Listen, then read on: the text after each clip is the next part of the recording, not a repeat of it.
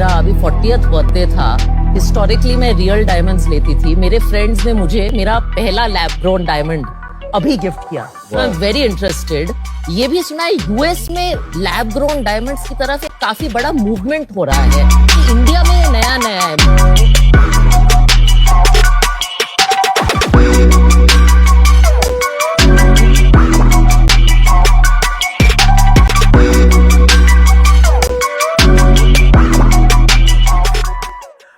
So while we have known each other personally for a very long time, you are a doyen of the industry. You have worked with various trade organizations. You have been a very successful businessman, and you have seen the world.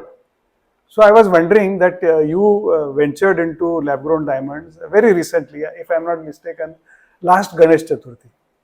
So how did you go about this thought process, and what made you take the decision? Okay, this is what I want to do now. Okay, I think I must say that it did not happen within 1 year or so, or 1.5 years or so. And truly speaking, I was part of that small group of people who met the first two scientists who had come to India, who had broken the whole idea that diamonds can be grown in a laboratory. And that happened in, I think, 2007. Okay. When the entire bunch of people were called, and I was chairman of GJF at that time. Yeah. And I had the privilege of attending that meeting. And majority of the people were diamond merchants over there, who somehow the other were not very happy with the idea, and tried to see that how this can be put under the carpet or thrown under the carpet, the idea. But at that time, I had that spark in my mind that this is innovation. It is incomplete, probably it is not fully developed, but it is on the way to develop into a very fruitful and a very powerful idea. Very true. So I think as things started back at that time. We have seen the development of the lab-grown diamond from that time to 2020, when COVID, everything stopped. And that's when our guys got into action, I think, very rightly. Some of the key 4 or 5 people of the lab-grown industry who really, I think, can be called as the fathers of the lab-grown industry. I have been in the business for more than 45-50 years in the diamond business. As a matter of fact, in my shop, we are family jewelers in the gold jewelry business. My grandfather told me, we have already been doing this for the past 30-40 years. What are you going to bring in, which is something that will bring about a change?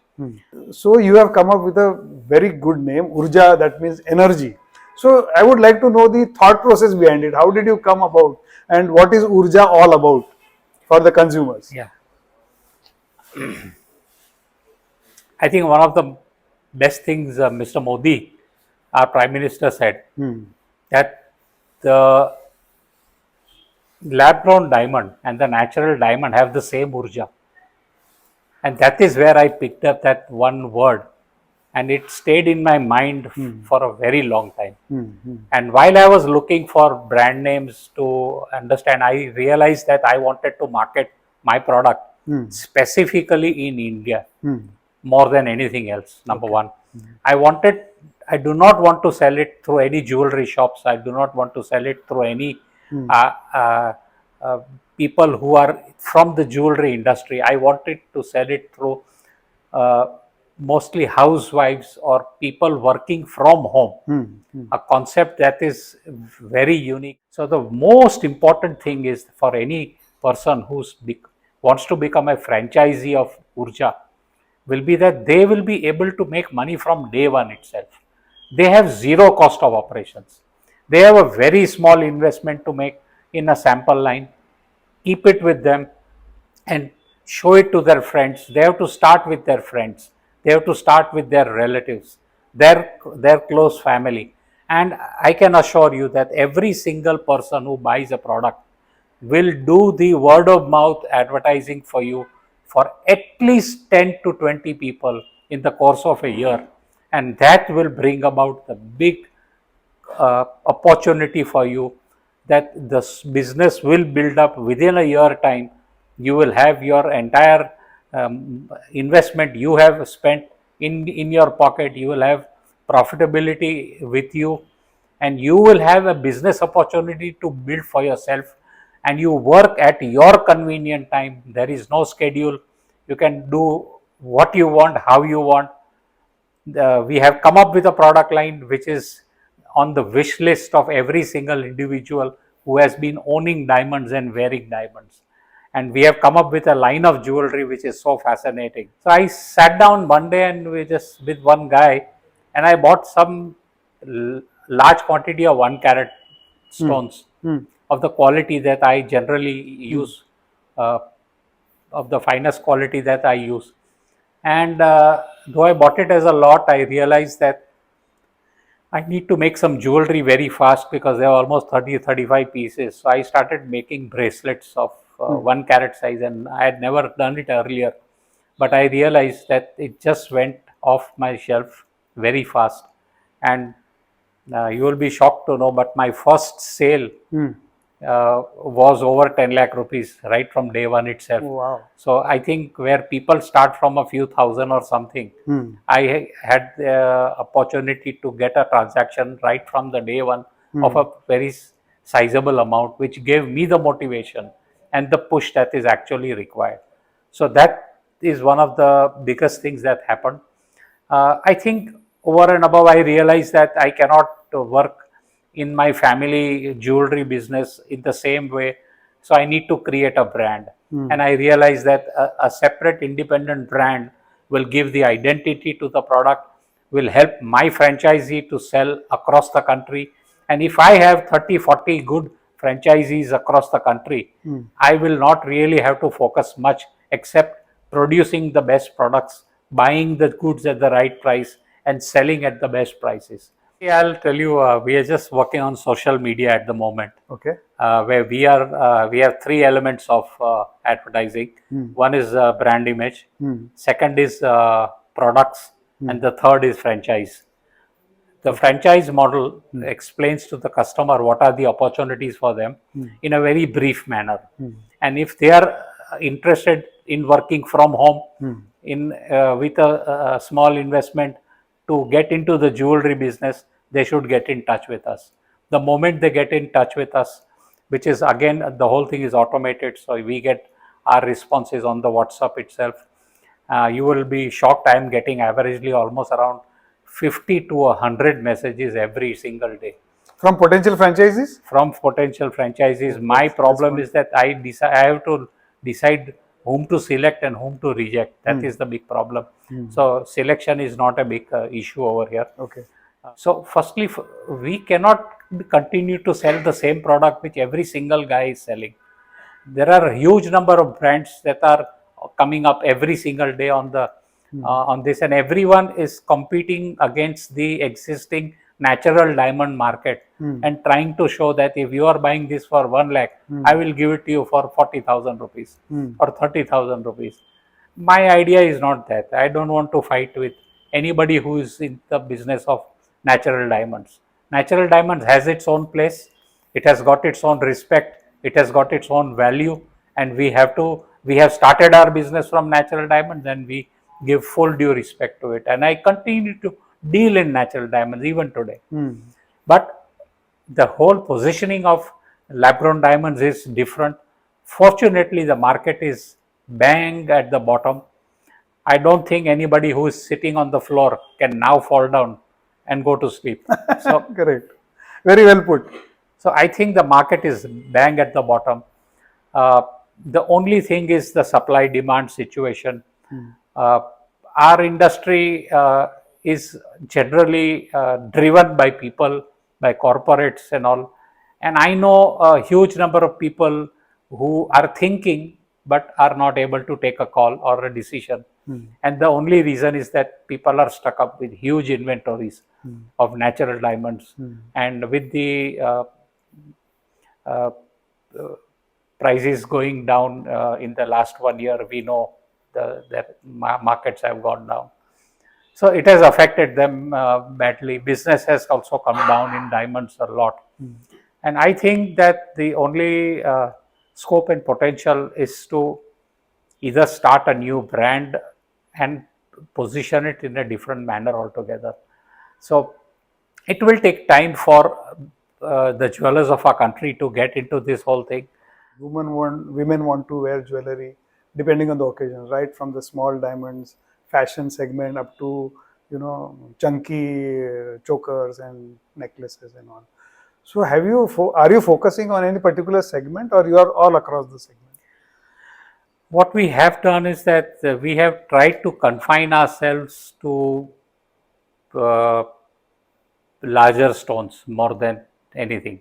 A carat above? 50% of our business is coming from 1 carat plus stones. But you have something, it starts from 50 cents and above, or how? Yeah, we start from almost around 15-20 cents upwards. Okay. I am not using star melee and other things as much as possible, except where it is specifically required.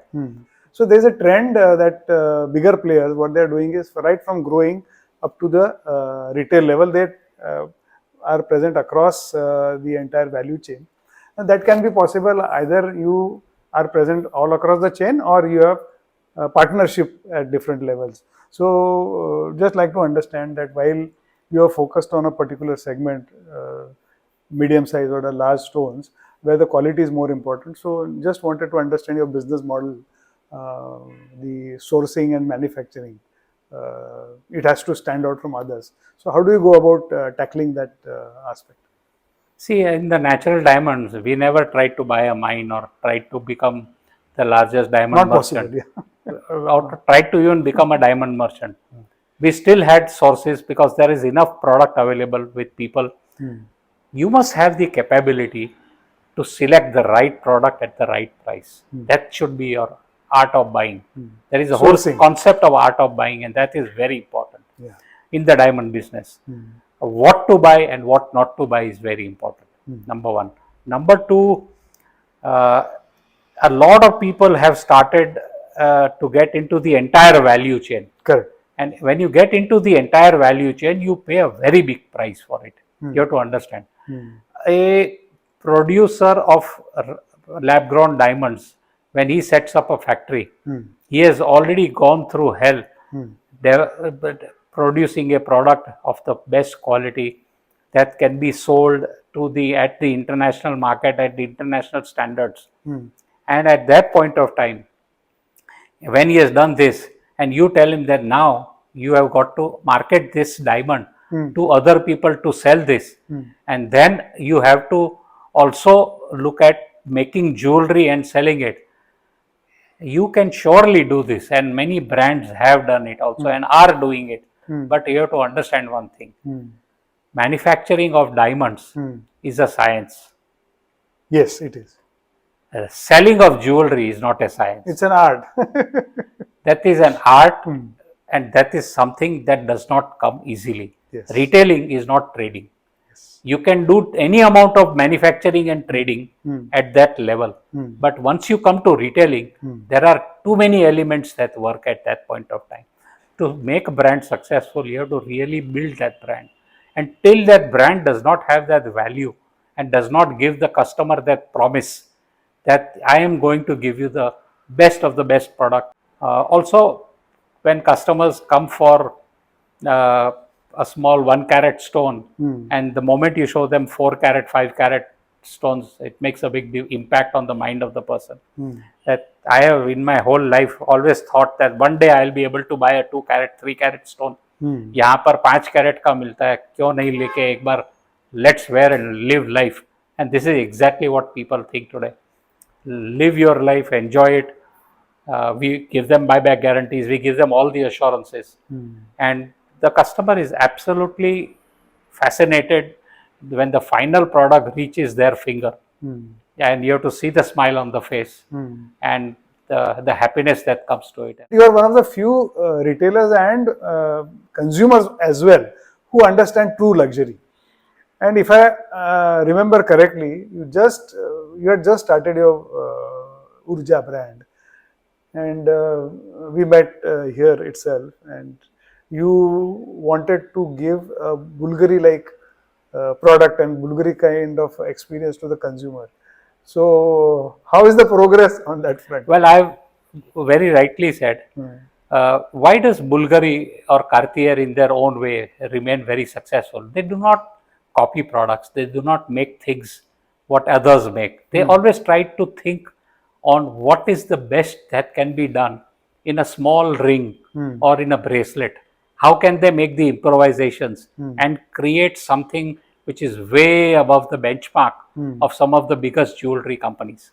And that makes that big impact. So sitting in the shoes of those brands, because I have had the opportunity to work with a lot of Swiss brands earlier in jewelry and watches and high-end stuff, I've realized that if you can make something which is different, and luckily I am also designing my jewelry myself, each and every item is designed by me, what you would not be able to get for even a crore or crore and a half if it were a natural diamond. So it was lovely talking to you, Ashok Bhai. Thank you for the opportunity and the time spent with me. Wish you all the very best. Thanks a lot.